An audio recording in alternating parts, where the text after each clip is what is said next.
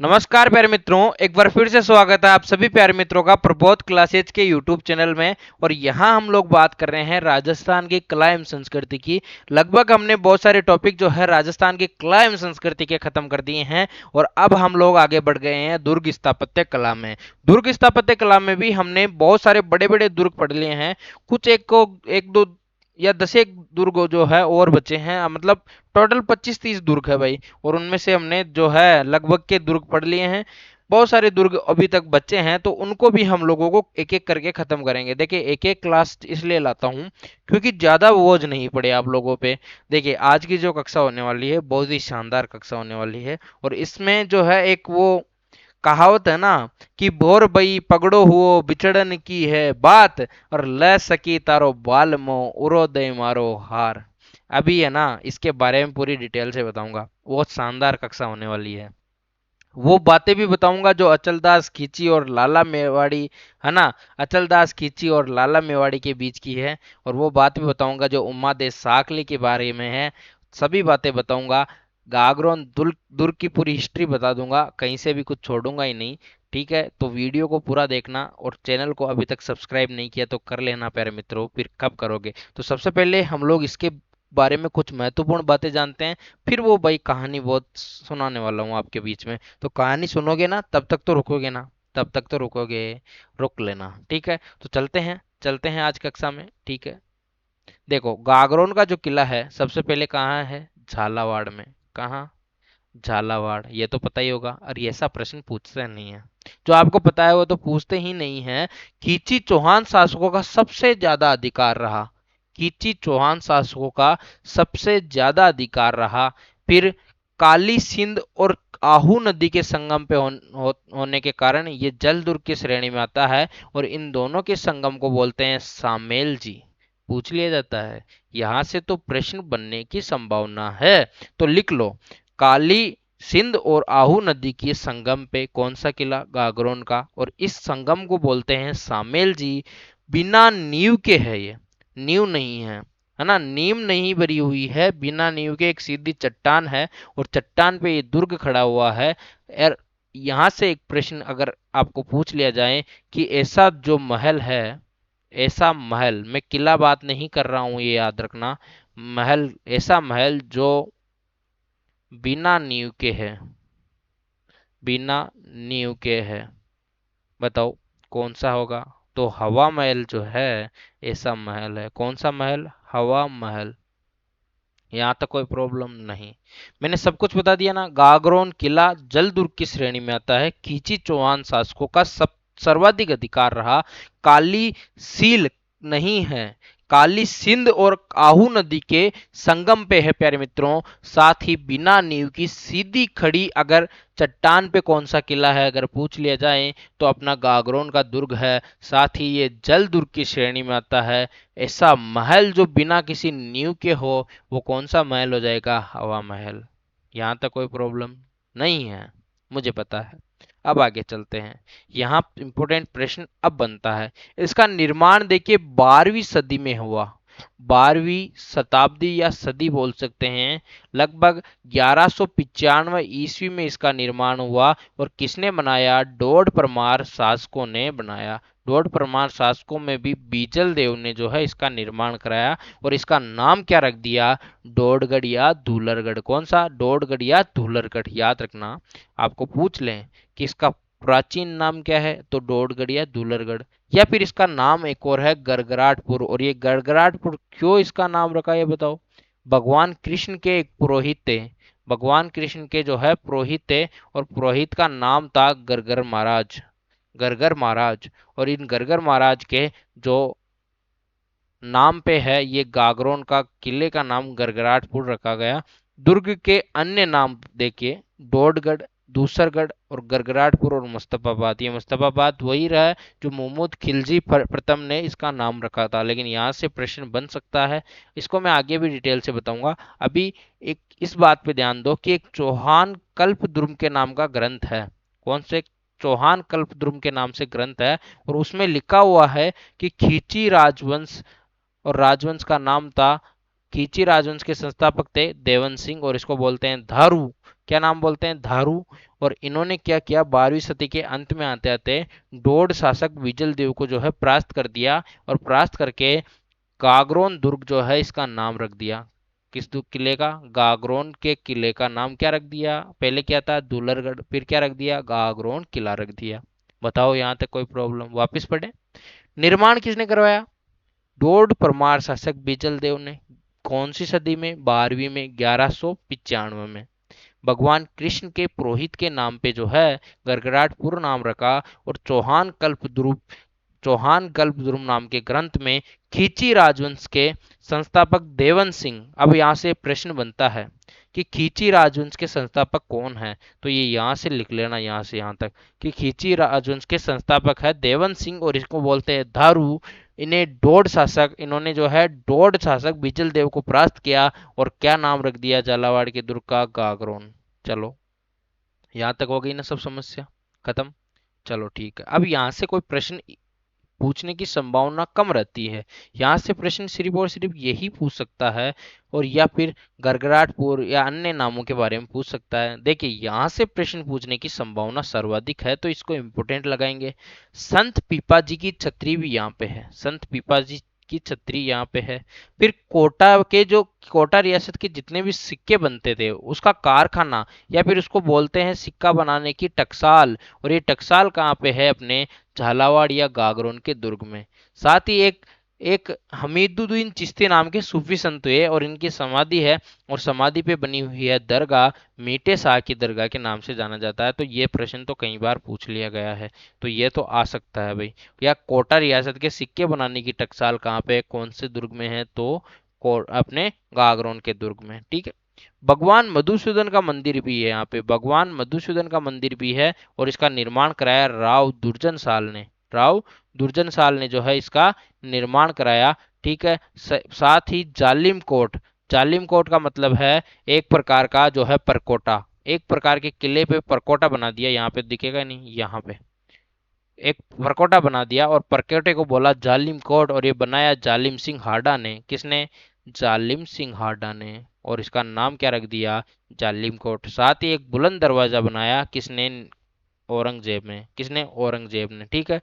औरंगजेब के बीच में युद्ध, औरंगजेब ने भी इस पे कब्जा किया था, तो औरंगजेब ने जो है इस पे बुलंद दरवाजा बनाया। ये बातें ध्यान रखनी है इसके बारे में। अब आगे बात हैं, देखिए संत पीपा की छतरी आपको पूछ ले, संत पीपा की छतरी आपको पूछ ले कहाँ है, गागरोन के दुर्ग में है, गागरोन के दुर्ग में है। और पीपा जी ने क्या किया, अपनी पत्नी रानी साथ सीता के साथ जो है राज सुख को छोड़ दिया, है ना, और उनके वचनों से प्रभावित हुए, है ना, और साथ में इन्होंने संन्यास आश्रम जो है वो धारण कर लिया। और कहाँ चले गए भाई, कहाँ चले गए, अपने गोकुल वृंदावन चले गए, है ना।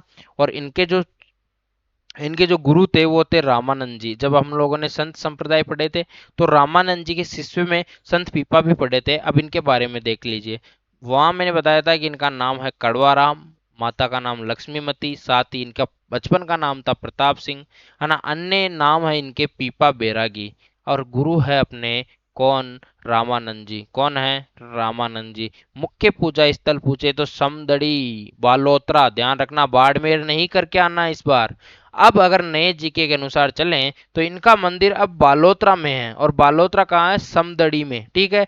मंदिर पूछ ले, मंदिर पूछ ले कहाँ, समदड़ी बालोतरा। और गुफा पूछ ले तो टोडा केकड़ी, हाँ टोडा रायसिंह केकड़ी। टोडा डायरेक्ट लिख दिया, टोडा रायसिंह नाम है जहाँ बिसलपुर बांध भी है अपना, टोडा रायसिंह केकड़ी। और पुस्तक का नाम है चितावनी जोग गुटका। क्या पुस्तक का नाम क्या है, चितावानी जोग गुटका। और यहाँ से ही प्रश्न बनता है कि इनकी पुस्तक का नाम क्या था। लेकिन यहाँ से तो प्रश्न बन चुका है भाई कि इनकी गुफा कहाँ है, लेकिन इस बार प्रश्न पूछने की संभावना इसलिए रहेगी क्योंकि इन दोनों में जो है जिले चेंज हो गए हैं, तो हो सकता है वो जिले का नाम दे दे इस बार कि किस जिले में है। तो ध्यान रखना कि गुफा कौन से जिले में है, केकड़ी में, जबकि मुख्य मंदिर कहाँ है, बालोतरा में। ठीक है। और ये दर्जी समुदाय के क्या है, आराध्य देव है। बचपन का नाम प्रताप सिंह खींची, ये अपने वही झालावाड़ के शासक थे, और इन्होंने जो है फिरोज शाह तुगलक को पराजित किया था। उसके बाद इन्होंने संन्यास लिया था। ऐसा नहीं था कि वीर नहीं थे, वीर बहुत थे भाई, ये वीर बहुत थे। ठीक है। अब आगे चलते हैं। अब आगे चलते हैं भाई। अब गागरोन के साके पढ़ते हैं, और गागरोन में कुल 2 साके हुए, और कुल 2 साकों में पहला जो साका हुआ वो 1423 ईस्वी में हुआ। कौन से तिथि को हुआ? 1423 ईस्वी में हुआ। और किसके किसके बीच में युद्ध हुआ भाई? अचलदास खींची और मारडू के सुल्तान होसंग शाह। और यहाँ विजय हुए कौन? मारडू के सुल्तान होसंग शाह। और केसरिया किसने किया? अचलदास खींची ने। जबकि जोहर जो किया वो लाला मेवाड़ी ने किया। किसने? लाला मेवाड़ी ने किया। चलो ठीक है, ठीक है। उमादे साकले भी कई बार लोग बोलते हैं कि उमादे साकले ने भी जो है, उमादे साकले ने भी जो है जोहर किया था। ठीक है, तो ये ध्यान रखना, उमादे साकले। ठीक है। अब इनकी कथा की बात आती है। भाई अचलदास खिची अपने गागरोन के शासक थे, और वहां जो है वो 2 सुंदर गीतकार आती है, 2 सुंदर गीतकार आती है। और गीत इतना शानदार गाती है वो कि उनके कंठ में जैसे सरस्वती विराजमान है। कौन? माता सरस्वती विराजमान है उनके कंठ में। अचलदास खिची के दरबार में गा रही है, और कहाँ से आती है? जांगलू से।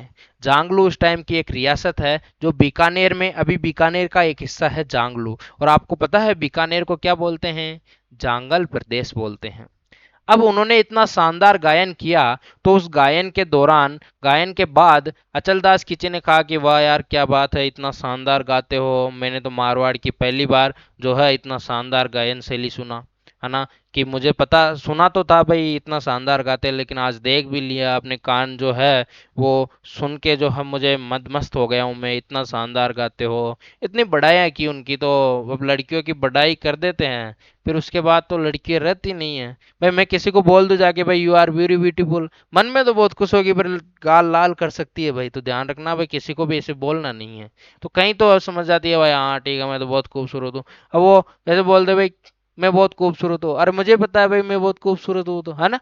ठीक है। अब भाई क्या हुआ, उसकी तारीफ कर दी, तो तारीफ करने के बाद उस नर्तकी, सॉरी उस गायन कलाकार ने जो है, उन्होंने बोला भाई इतनी अगर आप लोग तारीफ कर रहे हो मेरी, तो मेरे जांगलू में, जांगलू की जो है रानी, राजा रानी की पुत्री है, क्या नाम है? उमादे। और उस उमादे की सुंदरता है इतनी शानदार, इतनी मतलब पानी भी पीती है तो गले से दिख जाता है। इतनी खूबसूरत है कि एक छूंकटे भर दे तो खून आ जाए, तो क्या छूंकटे भर दे तो क्या आ जाए? खून आ जाए। तो परी है, अप्सरा है स्वर्ग की। तो अचलदास खिची का मन है बावड़ा हो गया। लेकिन यहाँ एक समस्या आ गई, और समस्या का क्या आई? समस्या का नाम था लाला मेवाड़ी। और लाला मेवाड़ी कौन थी भाई? अपने कुंभा की पत्नी, कुंभा की पत्नी थी लाला मेवाड़ी, सॉरी कुंभा की बहन थी लाला मेवाड़ी। और लाला मेवाड़ी जो है कुंभा की तो बहन थी, और मोकल की क्या थी? पुत्री थी। और उस टाइम जो है भाई कुंभा का बहुत दबदबा था, तो लाला मेवाड़ी एकदम सख्त थी। ऐसे भाई अचलदास जी, कहीं भी किधर उधर शादी वादी की बात नहीं करनी है, अगर की तो फिर अच्छा नहीं होगा, मेरे भाई को बुला लूंगी। हाँ, पूरे को तहस नहस कर देगा, ध्यान रख लेना। ठीक है भाई, हो गई यहाँ तक बात। अब अचलदास जी खिची का मन करे भाई शादी तो करनी पड़ेगी। अब इतनी शानदार सुंदर स्त्री के बारे में कोई चरित्र का चित्रण कर दें तो आप लोगों का मन नहीं पिघलेगा? क्या बताओ, मन तो पिघलेगा भाई। लेकिन अब करे तो क्या करें? फिर लाला मेवाड़ी को बोला भाई तुम अकेली परेशान हो जाती हो, और जैसे लोग क्या कहेंगे, भाई एक ही रानी, इतना इतना ही दम नहीं है क्या कि दूसरी रानी से शादी कर सके? एक ही रानी तो है। फिर लाला मेवाड़ी को भाई रोज बोलने लग गया वो, भाई ऐसे हो तुम, इतनी सुंदर हो, अरे मैं तो तुम्हारे अलावा किसी को देखूंगा ही नहीं, लेकिन भाई मैं तो तुम्हारी इज्जत बचाने जा रहा हूँ, लोग कल को क्या बोलेंगे, भाई चलदास जी में कोई दम ही नहीं है, हाँ, इतने सब कुछ बोलेंगे।